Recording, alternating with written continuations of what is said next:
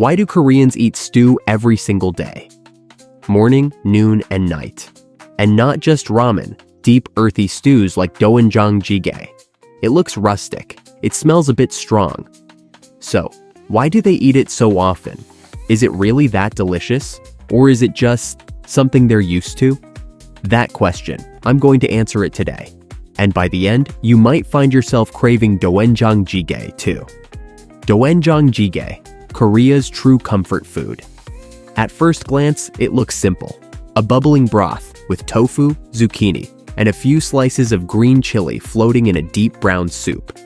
To someone unfamiliar, the look and smell might seem a bit intense, maybe even too plain. But here's the truth. This dish holds more story than most fine dining plates ever could. Wait, what's doenjang? Doenjang is Korea's traditional fermented soybean paste. It's deeper than soy sauce and funkier, richer than Japanese miso.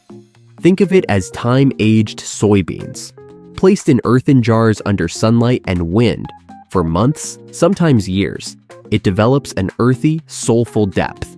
And with just one spoonful of that paste, Koreans build an entire meal. So, what does it taste like? It's not just salty, it's earthy, nutty, with a hint of bitterness. The tofu is silky. The green chili gives a subtle heat. And that deep broth, it wraps around your stomach like a quiet hug. It's not flashy, but it fills you up in more ways than one. It's different from American stews, but it feeds the same part of your heart. Why do Koreans love it so much? Because Doenjang-jjigae tastes like home. It's the smell in your childhood kitchen, the meal your mom or grandma could cook with their eyes closed. On stressful days or when you're too tired to care, you eat rice, wrap some meat in a leaf, dip it in sauce, and take a bite with this stew. Just like that, the day feels manageable again. Just like Americans turn to chicken soup, Koreans turn to Doenjang-jjigae. Not because it's trendy, but because it's home before home. But would Americans like it? Honestly, it's like trying coffee for the first time. It might seem bitter, strong, but you keep thinking about it, and one day, you crave that specific aroma.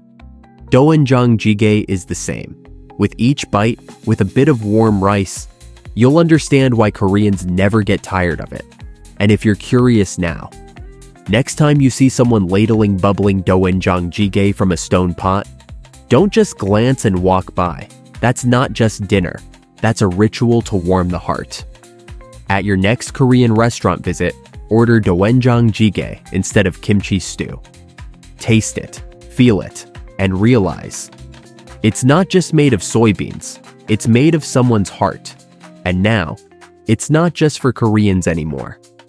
Because lately, even foreigners are starting to seek it out. In New York, LA, and even small towns, people are learning to cook it at home. They're chasing that same warmth. Doenjang-jjigae isn't just Korean.